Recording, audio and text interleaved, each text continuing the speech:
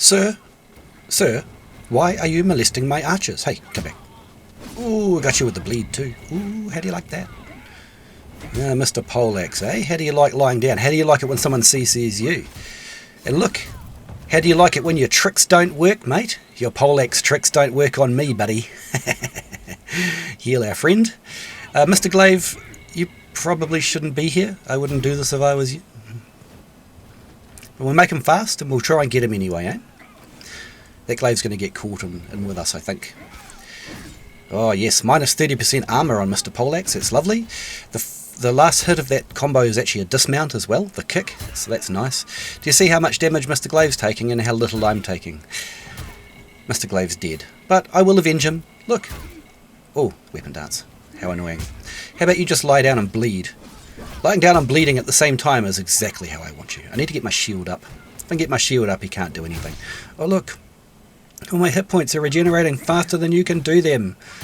And watch, he'll panic now because he's bleeding and he's on his last hit. He'll keep sort of running in circles and making it hard for me to hit him. I'll get you eventually. Oh, with the kick! The kick! Sparta! Respect to you, my friend. It was a brilliant duel. Thank you very much. Alright. I think I'm just going to, go kill your friends.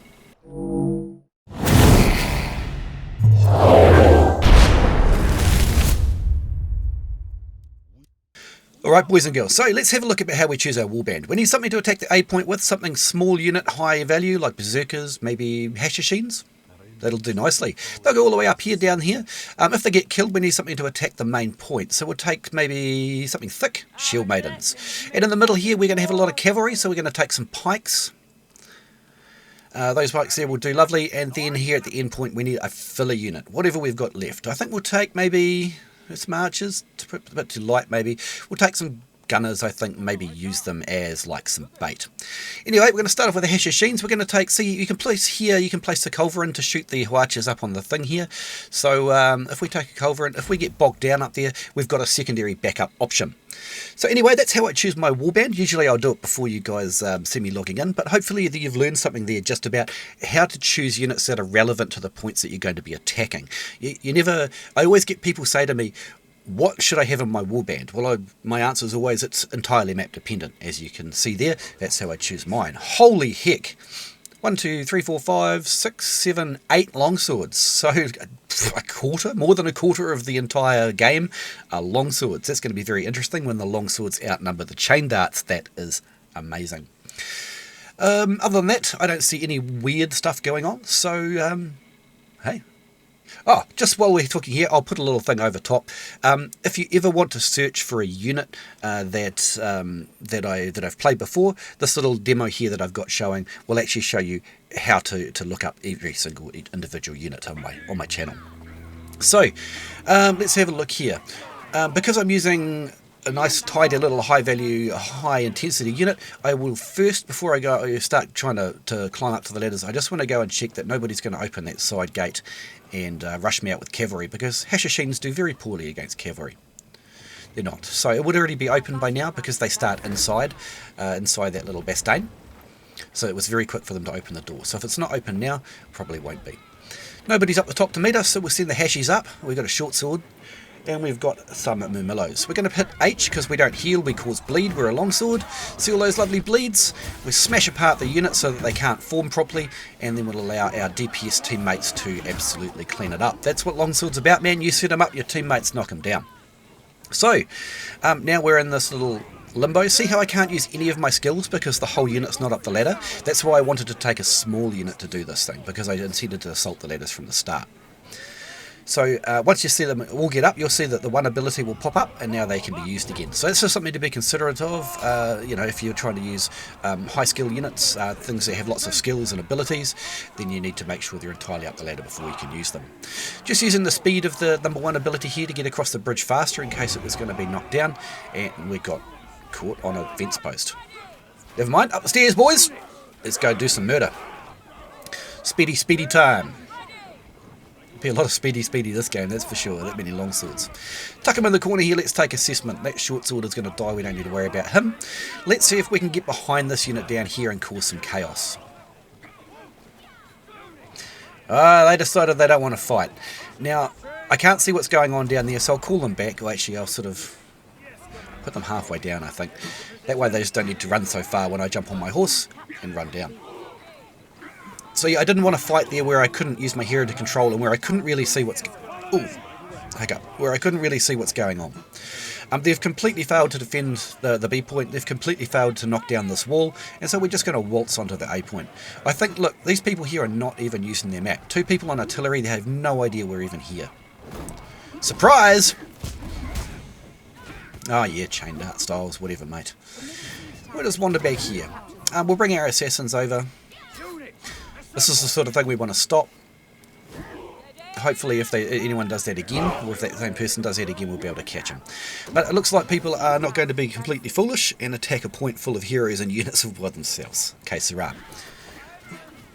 Just as I say that, this guy decides he wants a second go, and he gets assassinated. You do not mess with the assassins when you're a hero by yourself. So, there's a unit here. That surprises me greatly. I bet you it was that guy's unit.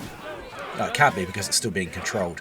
Never mind, they've braced in the wrong direction, and that's going to be an easy clean-up for our unit. Do you see how the assassins are stacking up on individual or 2 sort of enemies? When they're light enemies, that's undesirable, but typically, you know, if you're fighting heroes or heavy enemies, that is a desirable trait of this unit. We don't want to get cavalry charged. Well, these ones don't really have a charge, we don't have to worry. Let's have a look. Now, I've used this unit for the purpose I decided it was for, and this is really not ideal, but we're going to give it a go anyway. We're going to try and jump over the stalwarts, get in the middle and try and hit them in the back. Look at the damage we're doing. Unfortunately, they died a bit quicker than I thought they were going to. But, yeah, we just sort of had the unit left over from what we were doing. It was either go all the way back to the supply point or try and make something happen with them. Here we go. Look at all the healing. Delicious. Speedy Gonzales here. I need to get behind these stalwarts if I can, but there's some gunners over there that really I don't like the idea of. Try and find a gap. Here we go. No, I've made a mistake. I've made a terrible, terrible mistake, boys and girls. Turning my back on 3-4 heroes and some gunners. That was poorly played. I apologise for that. Let's respawn and we'll have to try and do better than that this time. Let's go. And we're back. So, I think we'll take in the pikes. The plan at the start of the battle was, of course, to use the pikes in the central area. That is a problem. Nobody has damaged knocked down the gate, and nobody has opened it. So we're going to have to go and do that. I should have thought about that when we were up top capturing A, but que sera, live and learn. It's not at the front, it's not at the side. I think this one actually might be down by the gate on the bottom as well. It is. So, let's do the circuitous route. Why did I leave my Fortebraccios up on the tower like that? Because it's impossible to assault them from the front without getting stabbed to death. You know, a lone hero or something wouldn't be able to really just assault them. So, that was... well, thank you, friend. I appreciate that you were trying to do the right thing as well. Kind of like I probably am reconsidering that move to bring those Fortebraccios up the tower now. I should have just left them at the front gate because they're going to be like 30 seconds getting here now. And 30 seconds in this game is a long time. Let's play some elevator music here while we wait for them. Here they are. You've got a couple of options with the Fortebraccio pikes. You can spread them out. It's quite a meta move.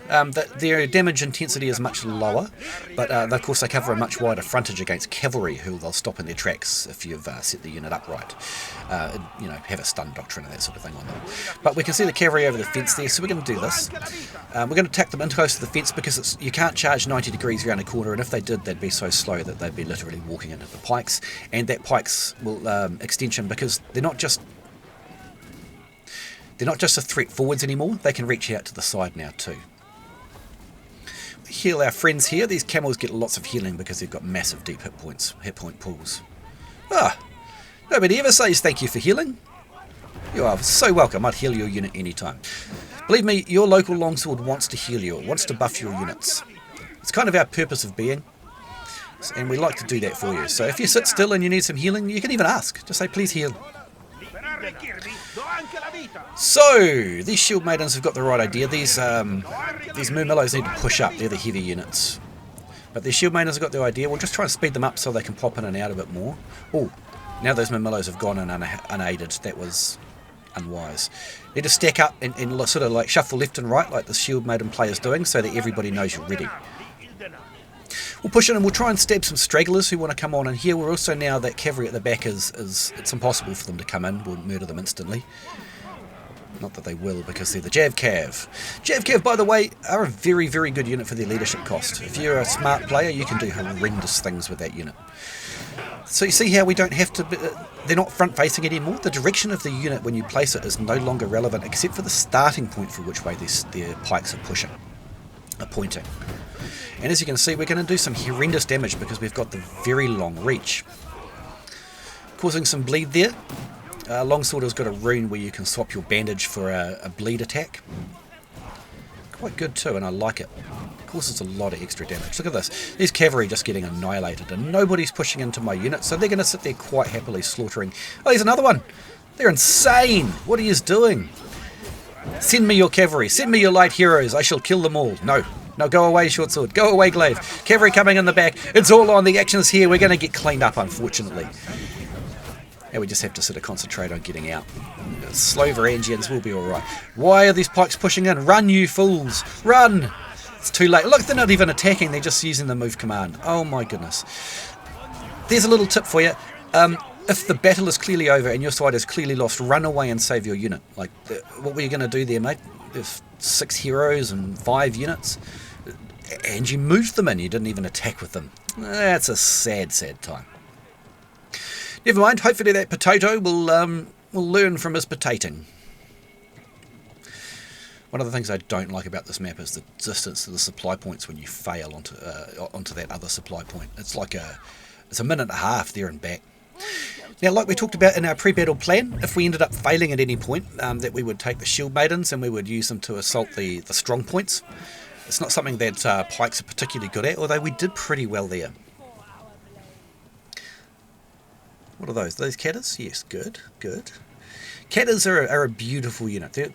In my mind, I've got we all have in our head the way that the game should run, right? But in my mind, how cavalry work, the Catters are an excellent example of it. You don't just walk them in and press one button. You've got to be smart. If you're dumb, they'll die. If you're smart, they'll absolutely murder stuff. And I really, really like the way that the Catters have been created as a unit. You know, Laos are a brain-dead noob unit. Like, if you're having trouble getting kills in this game, get the Laos Rangers, because any idiot can get kills with Laos Rangers. Not that I'm disrespecting anybody. These Dagger-Axe Lancers are a pretty cool unit as well. I don't like them, but lots of people like the counter-attack ability and stuff like that. Not bad, not bad. Last time I rated them pretty low, but they've come a long way since then. Now, Shieldmaidens. If you don't know much about Shieldmaidens, also a brain-dead unit. So here I am complaining about Laos when I'm using another brain-dead unit. You hit 2 to make them cover commander. You hit 3 so they pull out their swords, and then you walk into stuff. Like this. Fear my elite skills.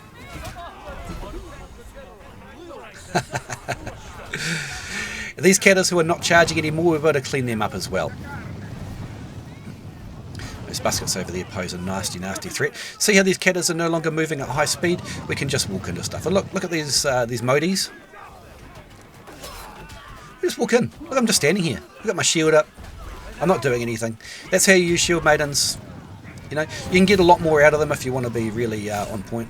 Oh no, please don't grab me, Mr. Chain Dart. That would be really problematic for me that you can't move while my Shieldmaidens move up. Oh, more free Catters. Delicious, delicious Catters. A couple of more gunners. And now we need to look for a thing.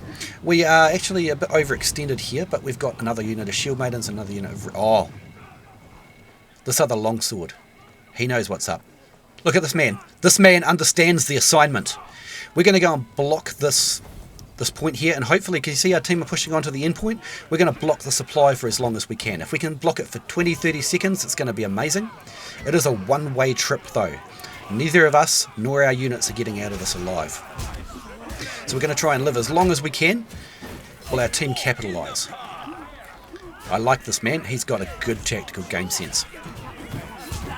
It's only so long we can live. Look at the bleeds I'm causing. I absolutely love the longsword rune bleeds.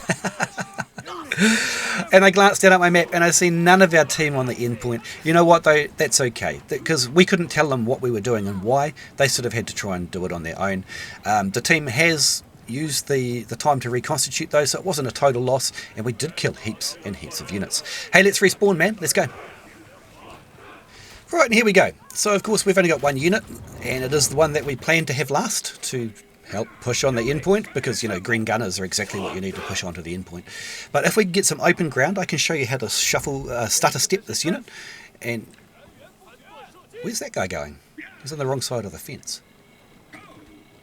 Can you... Is he stuck? How? What? Alright, good on you, I guess.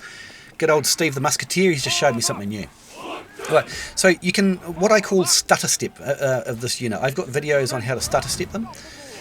So if you want to learn how to do that, it's effective with several different musket units. This one it's the most effective with. Basically, it uses a volley fire using the movement and fire command. I'm not sticking my head up there. We're taking a lot of incoming. So, where do we go? Oh, we lost one. Silly longbows. Let's hide it under here. I'm a little nervous about the rear here, but we have got our flank well protected by cavalry, friendly cavalry. Where is that hero's unit? There it is. Watch this. Move, fire. Stutter step. It puts out a much higher rate of fire. I don't know why I did that. They cannot actually shoot through that fence, even though it looks like there's gaps in it. But if you do small movement... These are his life flash before his eyes. There's nothing up here. Let's go and see if we can cause bait. What I want to do is I want to see if I can draw out like a Shenji bomb or a cavalry charge on this unit that looks like it might actually do something, but is actually a pretty garbage unit. No, it's only a green unit.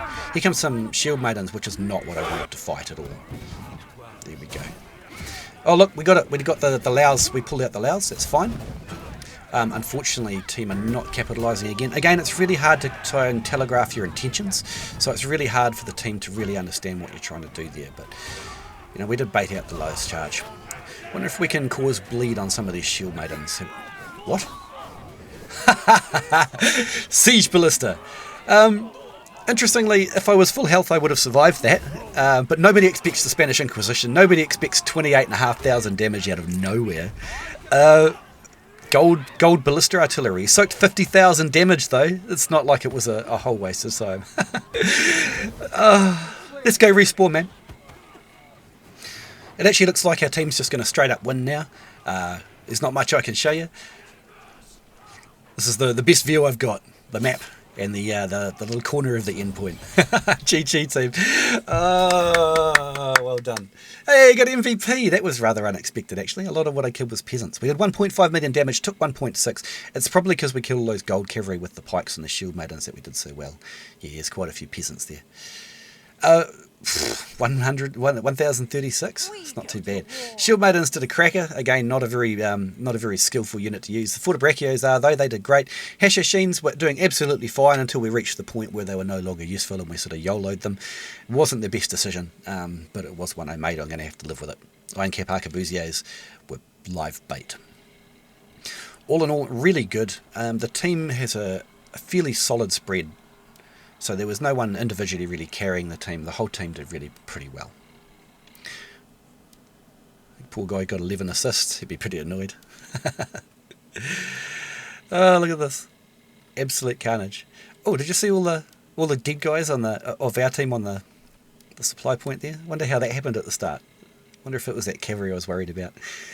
Anyway, boys and girls, I hope you learned something new or you just enjoyed the battle. Thank you so much for coming to my channel. And just a little side note, they killed 11 more heroes than we did. How weird is that? GG!